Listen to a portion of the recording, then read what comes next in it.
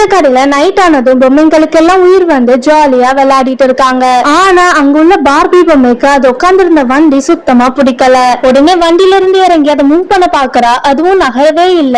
உடனே கோபத்துல டயரை எத்துனதும் அது உருண்டு கீழே போகுது. பார்பியும் எங்க போகுதுன்னு பாக்க அது கார்ஸ் இருக்கிற இடத்துக்கு போய் சேருது. பார்பிக்கு அங்க உள்ள காரை பார்த்ததும் ரொம்ப பிடிச்சு போயிருது. உடனே அவ அங்க தொங்கிட்டு இருந்த லைட்ஸ் கம்பியை பிடிச்சு கார் இருக்கிற இடத்துக்கு போறா. பார்பியோட அழக பார்த்ததும் அங்க உள்ள மத்த வண்டிங்க எல்லாம் அதோட கதவை ஓபன் பண்ணி என் கார்ல ஏறுன்னு சொல்லுதுங்க. ஆனா இவ அதெல்லாம் வேணாம்னு சொல்லிட்டு அங்க புதுசா வந்திருந்த ஆடி கார்ல ஏறிடுறா. இப்ப அவன் வண்டி ஸ்பீடா ஓட்டி சுத்தி இருக்கிற எல்லாத்தையும் பார்த்து ரசிச்சுட்டே போறா. அந்நேரம் ஒரு சோல்ஜர் பாராஷூட்ல பார்பிய பார்த்துட்டே போயிட்டு இருக்கும் போது தெரியாம ஒரு கிறிஸ்மஸ் ட்ரீ மேல மோதிடுறாரு. அப்போ ட்ரீல மாட்டி இருந்த ஒரு பால் கீழே விழுந்து பார்பி கார் பின்னாடியே வருது. இவளும் எப்படியோ எஸ்கேப் ஆயிட்டா. அப்போ எல்லா லைட்ஸும் ஆன் ஆக ஆரம்பிக்குது. பார்த்தா காலையில விடிஞ்சு கடையை திறந்துட்டாங்க.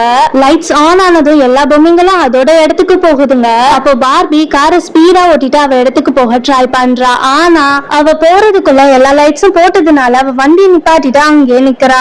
அப்ப ஒரு குட்டி பையன் அந்த கார் பொம்மையை அவங்க அம்மா கிட்ட வாங்கி தர சொல்லி கேக்குறான். அப்ப அவங்க அம்மா கார் உள்ள பார்பி பொம்மை இருக்கு, கேர்ள்ஸ் கார் ஓட்ட மாட்டாங்கன்னு பார்பியை தூக்கி வெளியே போட்டுறாங்க. ஆனா அந்த குட்டி பையன் கேர்ள்ஸ் கார் ஓட்டுறதுல தப்பு இல்லைன்னு 2 பொம்மையும் வாங்கிட்டு போறான். இதை கேட்ட பார்பிக்குமே செம்ம ஹாப்பி ஆயிடுச்சு.